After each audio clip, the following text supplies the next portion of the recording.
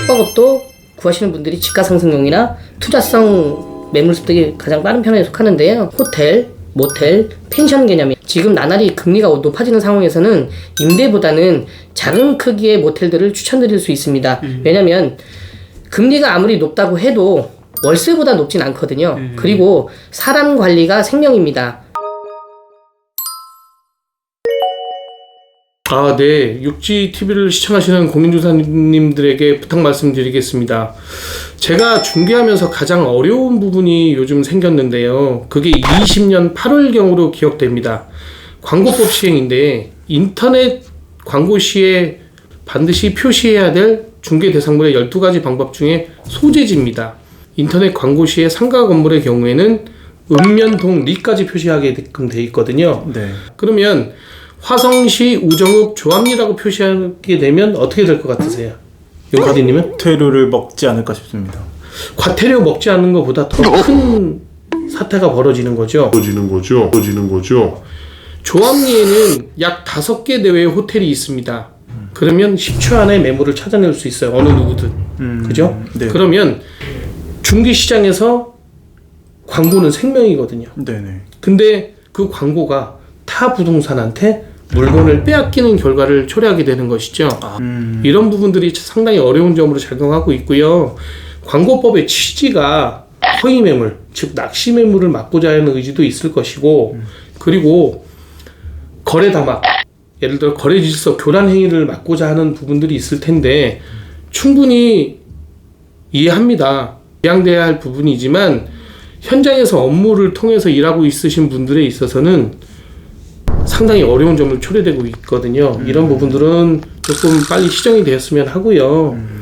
그리고 블로그나 유튜브 광고 시에 거래 완료가 되면 반드시 삭제하라고 표시가 되어 있습니다. 과연 그 거래 완료된 부분에 있어서 삭제 안 할 경우 거래 가격에 혼란을 야기할 수 있다? 과연 어디까지가 야기할 수 있는지 참 의문점이 들거든요.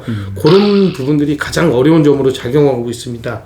부동산 시장은 광고가 생명이고 정보력이 바탕입니다. 광고로 인해서 타 부동산한테 물건을 빼앗기지 않는 이런 부분들이 빨리 시정돼야 할 것으로 보여지고요. 이런 부분들은 협회분들이나 국토교통부 담당자분들께서 좀 논의를 하셔서 빨리 시정되었으면 하는 바람입니다.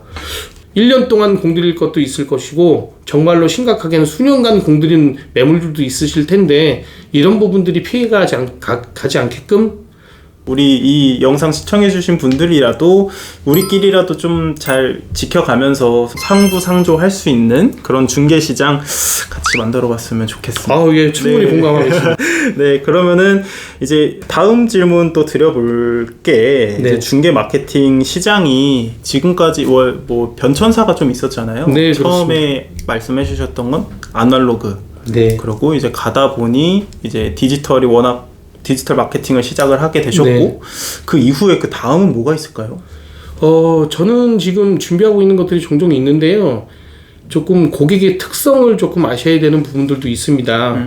자, 상가나 모텔이나 이런 숙박업들을 구하시는 분들의 고객 연령층이 대부분 60대 전후반을 하다 보니 이제 디지털 분야에서 조금 떨어지는, 다루기 어려운 뭐 이런 부분들이 있기 때문에 뭐 아까도 말씀드렸다시피 아날로그 방식을 아예 버리지는 마시고 추후에 이제 유튜브나 블로그나 원체에 자리 잡고 있으니 잘 이행하시고, 저 같은 경우에는 숙박업 마케팅을 가상현실 세계인 뭐 메타버스에도 적용될 수 있다고 보고 있거든요. 뭐 예를 들어 운영 방법이라든가 아니면 대수선하는 방법이라든가 이런 부분을 메타버스를 통해서도 충분히 할 수 있다고 생각하고 있습니다. 메타버스까지. 네. 거기까지 또 염두해 두고 계시는 거죠, 그러면? 그런데 저도 뭐 아직 뭐 습득력이 조금 느린 편이라서 네네. 열심히 공부하고 있습니다. 저는 메타버스 얘기만 들어봤지 한 번도 들어가 볼 생각을 안 했어요.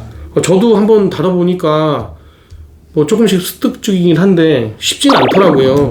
근데 이제 가르쳐준다는 의미, 특히 뭐 운영 방법 같은 경우에는 교육적인 목적으로 아주 좋을 것 같습니다. 그거를 이제 메타버스를 통해서 네. 교육을 한다? 네네. 그러면 뭐 광고 시장에도 충분히 적용될 수 있지 않겠습니까? 네, 완전 새로운 접근인 것 같아요. 저는 지금 머릿속으로 생각한 게 나중에 메타버스에서 숙박업소가 생기면 중개를 누구한테 의뢰하지? 아, 네, 뭐 그런 분이 있을 수 있겠네요. 네, 그런 생각을 하고 있었어요. 네. 뭐 메타버스에서도 0.9% 수수료가 적용이 될까? 네. 머릿속으로 순간 이 생각을 했어요. 그리고 덧붙이자면 오히려 호텔 모텔보다는 펜션 개념에 있어서 메타버스는 충분히 가능성이 있다고 보고 있거든요. 펜션에서, 예. 왜냐면 애들 위주로 운영되는 키즈 풀빌라라든가 저기 용 PD님 좋아하시는 애견 펜션이라든가 이런 부분들은 가상현실 세계에서 충분히 공유할 수 있을 것 같습니다. 중개하시면서 네. 또 개인적으로 뭐 이런 부분이 발전이 됐다, 네. 이런 부분이 굉장히 좀 재밌었다, 의미 네. 있었다, 이런 네. 부분들이 좀 있으실까요?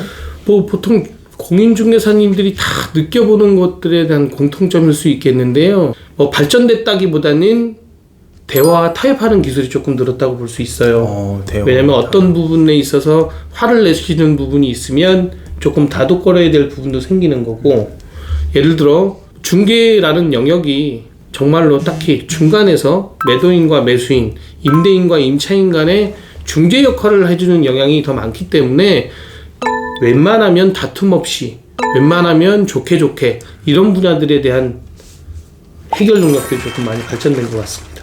금전적인 문제가 엮여져 있으면 아무리 좋은 사람들도 예민할 수밖에 없습니다. 그런 부분들 때문에 대화 타협에 대한 기술책 같은 것도 많이 찾아보고 있고, 뭐 항상 웃는 얼굴. 네. 예. 저도 안경 벗으면 한인상 하거든요. 그러니까 이제 뭐 그런 부분들이 발전됐다고 할 수 있어요. 좋은 말씀 너무 감사드립니다. 모든 공인중개사님 저랑 똑같은 생각들이시라고 공감할 수 있을 것 같아요. 맞아요. 예. 그리고 육지TV를 시청하시는 모텔 창업 아니면 뭐 중개 처음 시작하시는 분들에게 제가 권해드릴 것은 딱 한 가지입니다. 뭐냐면 특별한 노하우는 필요하지 않습니다. 경험과 재산입니다. 사람도 재산이고 경험도 재산이죠. 그런 부분, 특히 자신감 부분만 영향을 높이시면 충분히 도전해 볼 만한 직업입니다.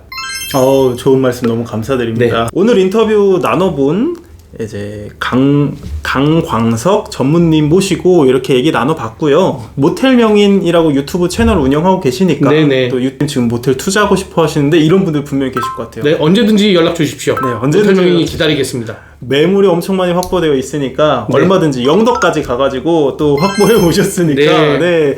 얼마든지 소개시켜 드릴 수 있도록 그렇게. 아무튼 오늘 또 촬영 너무 감사드리고요. 감사드립니다. 네, 또 좋은 기회로 네. 될 수 있었으면 좋겠습니다. 언제든 초대해 주시면 성심성의껏 해보겠습니다. 그럼 또 초대를 드리도록 하겠습니다. 예, 감사합니다. 예, 오늘 봐주셔서 감사합니다. 네, 감사합니다.